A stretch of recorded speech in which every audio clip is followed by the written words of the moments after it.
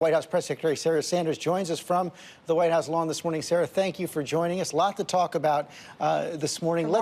Good morning. Let's start out with Syria. We saw that tweet from the president yesterday saying mission accomplished. But we just heard Martha Raddatz say perhaps that initial mission on taking out some chemical weapons sites was accomplished, but that the overall declaration that a mission accomplished is premature. This may not change the situation on the ground in Syria all that much. Certainly the mission that the U.S. military and our coalition forces with the U.K. and France went out on Friday to do, they 100% met their objectives. That's what the president's referring to.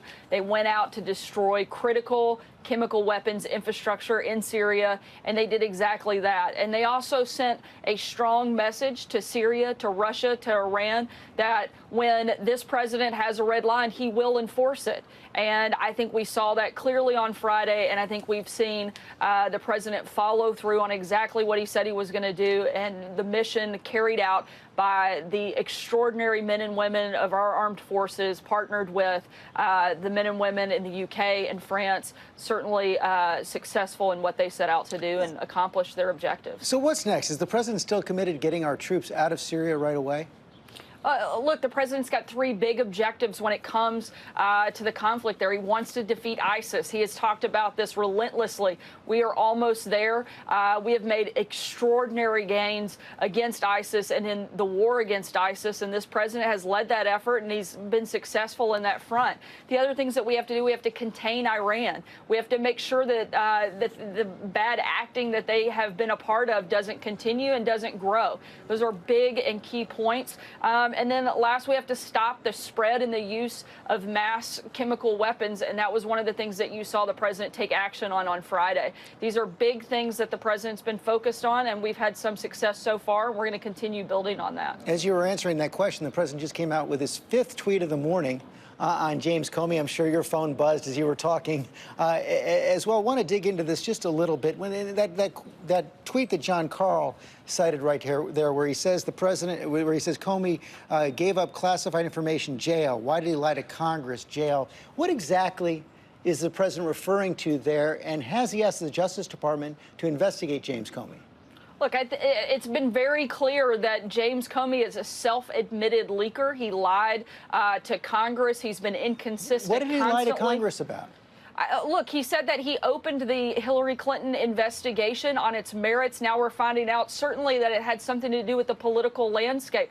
I find it outrageously unbelievable that Jim Comey, the man that takes these copious notes and recollects every detail of every conversation that he had, can't remember why he would have specifically opened an investigation into a presidential candidate, particularly somebody he thought would become the president. He does remember. He goes into great detail and he also, the clip you played just a few minutes ago says, I can't be sure. I'm sure that was part of it. I think I thought about it. I mean, give me a break. The guy knew exactly what he was doing. He thought Hillary Clinton would win, and he thought that this would give him some cover. He thought that he made these decisions based on the political landscape and not on the facts of the case. And when the person that is supposed to lead the highest law enforcement agency in our country starts making decisions based on political environments instead of on what is right and what is wrong, that's a really dangerous position. And I think that's one of the reasons there is such a huge bipartisan consensus that James Comey doesn't have credibility and shouldn't have been leading the FBI any longer. Well, that's not exactly what he said. But is the president asking the Justice Department to investigate James Comey? I'm not aware of a specific ask of the Justice Department, but I do think if they feel there was any wrongdoing, they should certainly look into that, just as they do on a number of other topics. And are you sure you all want to be engaged in a credibility contest with James Comey? You know, I think the White House has cited more than 2,000 instances where the president and the White House have made false statements. Our new poll shows that Americans, by a pretty wide margin, think that James Comey has more credibility than President Trump. I have to disagree with your poll to a great deal. There's a daily Rasmussen poll that has the president up at about 50%, which is actually better than President Obama at this point. At the end of the day, this president will be judged on probably two big things: the economy and national security. Two things we feel very confident this president has been a strong leader on, and certainly something that the American people are feeling the effects on when it comes to the economy, doing much better today than we have been in a long time. time. The president also put out a tweet this morning saying he never asked James Comey for a loyalty pledge. Is he still willing to testify under oath that he didn't ask for that pledge and that he didn't say that he hoped Comey could let the Flynn investigation go? The president has been clear. He's spoken about this a number of times, as you pointed out, including this morning, and he continues to maintain that, and I have no reason to believe anything different. Finally, on this topic, a group of Republicans have commissioned a TV ad tonight about Robert Mueller that's going to air during our special. Here's what it says. As the head of the FBI under George W. Bush, Mueller has been trusted by Republicans to put America first. I have a lot of confidence in Bob Mueller. This is our justice system, and the justice system needs to play itself out. The special counsel has a job to do. Call your representative and tell them to protect the Mueller investigation. Is the president actively considering firing Robert Mueller or removing Deputy Attorney General Rod Rosenstein from overseeing the investigation? I'm not aware of any plans to make those movements. Look, the president has been extremely cooperative, as have a number of members of the administration. Everything that's been asked of us, we've provided, and we're continuing to be cooperative. But we do have some real concerns with some of the activities and some of the scope that the investigation has gone, but 100% maintain that at this point, after repeating it for nearly a year and a half, there absolutely was no collusion with Russia, and that's exactly what they've been investigating.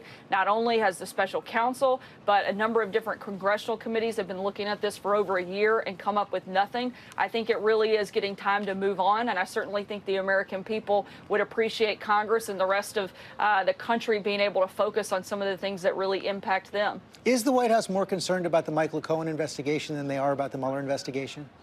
Look, our concern is on doing what the president was elected to do, growing the economy, creating jobs, defeating ISIS, building and protecting our borders. This is the focus of this administration. Certainly, we're going to respond to some of the charges brought against us and brought directly against the president. As we've said before, he's a fighter and he's going to hit back when he's hit. But that's the focus and certainly the policy priorities that this administration is going to spend our time on. Why did the president call Michael Cohen on Friday? I'm sorry? Why did the president call Michael Cohen on Friday? Look, he's had a long relationship with Michael Cohen. He's going to continue to have that relationship. In terms of specifics of their private conversation, I can't get into that. Is he worried that Michael Cohen might turn state's evidence? Look, the president is very confident in the fact that he has done nothing wrong, and he can't speak on behalf of anyone else, but he's very confident in what he has and hasn't done, and he's going to continue focusing and fighting for the American people. Also, there was a report over the weekend that Michael Cohen, according to McClatchy, may actually have been in Prague talking to Russians during the campaign. That's the report in McClatchy. I should say that Michael Cohen adamantly denies that contention. Is the president convinced that Michael Cohen is telling the truth? And what would his reaction be if those meetings did indeed happen?